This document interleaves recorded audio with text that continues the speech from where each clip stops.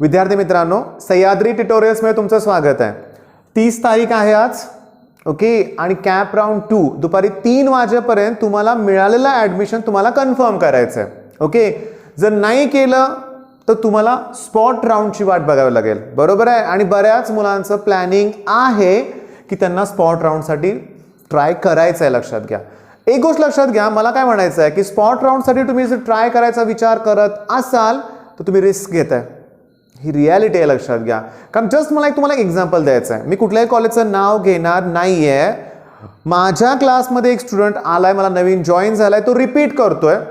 त्याला एक XYZ college, ते चांगलं आहे, रिपीटेड कॉलेज आहे, CSS ब्रँच मिळालेली आहे. ओके, पण तो म्हणला मला ते कॉलेज नको आहे. डिसिजन त्याचं होतं, लक्षात घ्या. मी समजावून सांगितलं कॉलेज बेस्ट आहे, तो ऐकायला तयार नाही, मला ते कॉलेज नको आहे. त्याला पुण्यातलं एखादं बेस्ट कॉलेज हवं आहे. मग आता मुद्दा काय बघा की जेव्हा त्यानं ती सीट तिथली सोडलेली आहे, मला तर माहिती आहे ना की ती जागा त्यानं वॅकंट ठेवलेली आहे, तो घेतलंच नाही, त्यानं फीस भरलीच नाही आहे, ती जागा मोकळी राहणार आहे. मग मी माझ्या क्लासमधल्या दुसऱ्या एका स्टुडंटला म्हणलं तू जा त्या कॉलेजमध्ये, भेट, तिथं विचार, एक म्हण की माझा एक मित्र आहे, त्यानं तुमच्या इथं ॲडमिशन मिळालं असून घेतलं नाही आहे, तुमची सीट वॅकंट आहे, मग ते मला मिळण्याचे चान्सेस किती आहेत स्पॉट राऊंडमध्ये. तर शॉकिंगली तिथं काय ऐकायला मिळालं त्याला की ते म्हणले की ऑलरेडी 23 ॲप्लिकेशन्स आमच्याकडं आहेत, मग ज्या 1-2 जागा शिल्लक राहतील त्यातील या 23-25 मुलांपैकी जे जास्त डोनेशन भरतील त्यांनाच त्या जागा दिल्या जाणार आहेत, असं त्यांच्याकडून ऐकायला मिळालं. लक्षात घ्या, मी कुठल्याही कॉलेजचं नाव घेतलेलं नाहीये. बरं, काही कॉलेज इतके बेस्ट आहेत की डोनेशन्स घेत नाही आहेत, मग ते मेरिट लावतील तिथं. पण मला म्हणायचं आहे, मलाच पण अजूनपर्यंत कळालेलं नाहीये की नक्की काय केलं जाणार आहे स्पॉट राऊंडसाठी इन्स्टिट्यूशन लेवलला. सगळ्यांकडून एवढं क्लिअरली ऐकायला मिळते की तिथं जर स्पॉट राऊंडमध्ये तुम्ही ॲडमिशन घेत असाल तर काय फॅसिलिटीज मिळणार नाहीत, फुल फी भरावी लागेल. हे मी तुम्हाला का सांगतोय, कारण अजून लास्ट डेट आहे, 3 वाजेपर्यंत वेळ आहे, विचार करा. ओके, नाही आमचा विचार पक्का आहे, आम्हाला रिपीट करायचं आहे.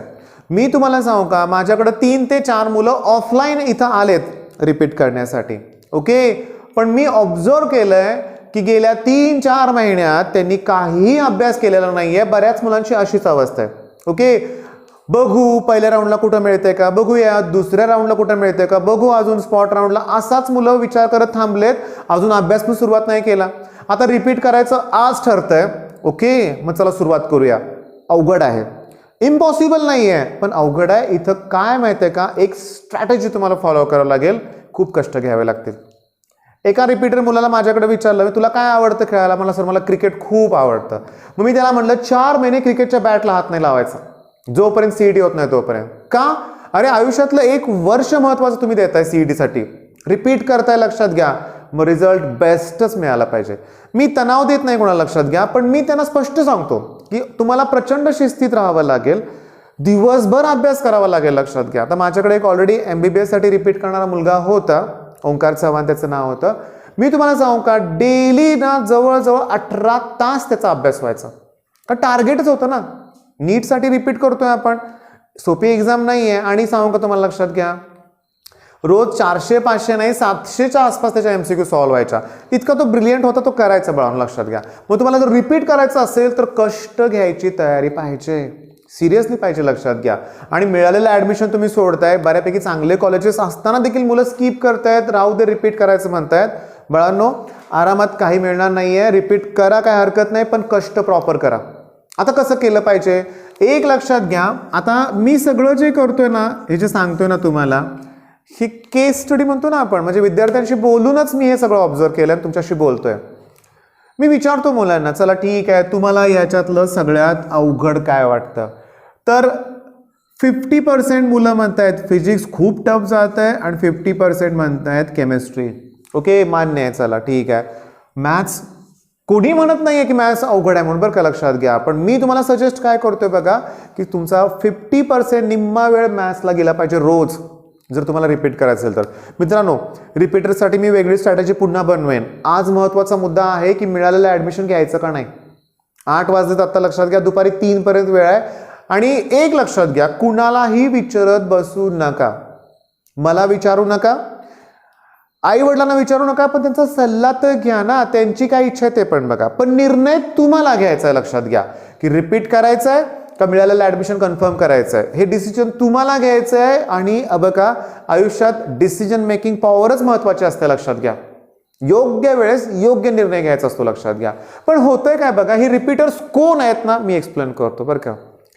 की 10वीला 90+ असणारी मुलं, इवन 95+ पर्सेंटेज, हे पर्सेंटाईल जरा प्रॉब्लेम होतोय बरं का. हे माझ्या बोलण्यात प्रॉब्लेम झाला. कालचं एक लेक्चरला मी दिगंबर माळी सरांचं नाव घ्यायचं ऐवजी चुकून जगदीश माळी सर म्हणलो बरं का.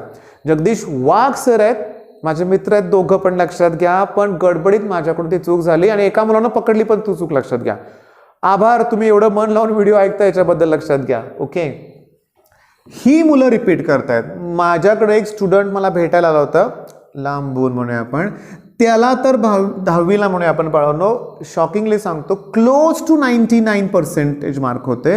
आणि आत्ता त्याचं सीईटीचं पर्सेंटाईल एवढं आहे. मी कुणाचं नाव नाही घेतलं, लक्षात घ्या, पण हे शपथ हे खरं आहे.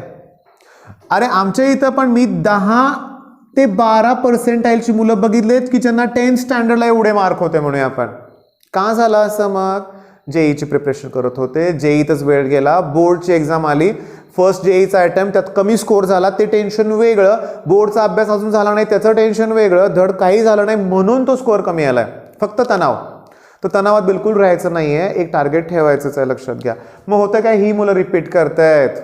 मग अशा मुलांना गॅरंटी आहे, नाही आता चुका मला कळाल्यात, यावेळेस मी पक्का अभ्यास करेन आणि एवढ्या पर्सेंटेजला नाहीच ना चांगलं कॉलेज मिळणार, सिरियसली नाही मिळणार. मग त्यावेळी रिपीट करणं गरजेचंच आहे. म्हणजे बघा, कुठलंही कॉलेज नका घेऊ बाळांनो. तुमच्यात असतील ना गट्स, तर तुमचं टार्गेट एकच पाहिजे, COEP.